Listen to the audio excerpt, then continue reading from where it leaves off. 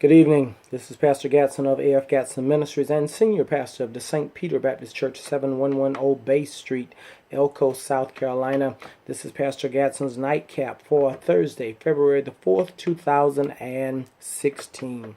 For a few minutes tonight, I want to talk about letting it go. Letting it go. Simply that, let it go. Matter of fact, you ought to say that a few times just to get it in your spirit. Let it go. Let it go. Forgiveness. And there's so much to say on this subject. I'll probably deal with it 4 or 5 more times sometime in the near future. But forgiveness, I have found those who will readily receive forgiveness aren't necessarily in as big a hurry to grant forgiveness to others. It's just so ironic that we want to receive it from others, but we don't want to give it to others. We do others wrong, but when we are done wrong, we question the nerve he has to do this to me. Who does he or who does she think she is?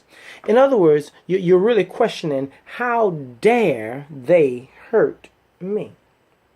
And if you ponder over that thing long enough, and if you're not real careful, your hurt will turn to anger.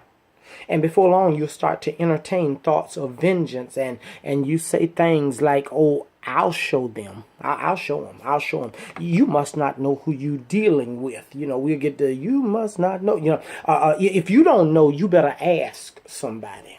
Because we all know the law of the world is do unto others as they have done unto you. Some even say do unto others before they have a chance to do unto you. And like I said, there's so much more I could say on this topic, but in my briefness, can I just cut to the point and say we need to learn to forgive one another. You have to let it go, and let it go without repaying it first.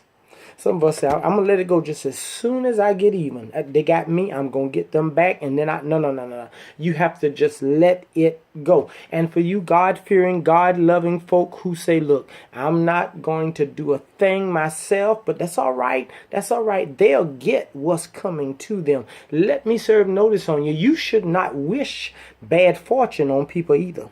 Not only should you not put your hands on them, not only should you not try to get them back, but you should not wish bad fortune on them either. All of this, every dog has his day, and what goes around comes around, and God gonna get them, trying to put God on people. And when you're feeling real biblical, you'll say things like, they're gonna reap just what they sow. But what we should be saying is that we will forgive. And listen, I'm not saying that it's easy. In fact, at times it's downright hard. That's why folks say to err is human, but to forgive is divine, because it takes something to forgive.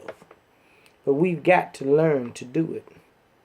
And there are many reasons we should learn to forgive. And like I said, I'm going to have to talk on this again.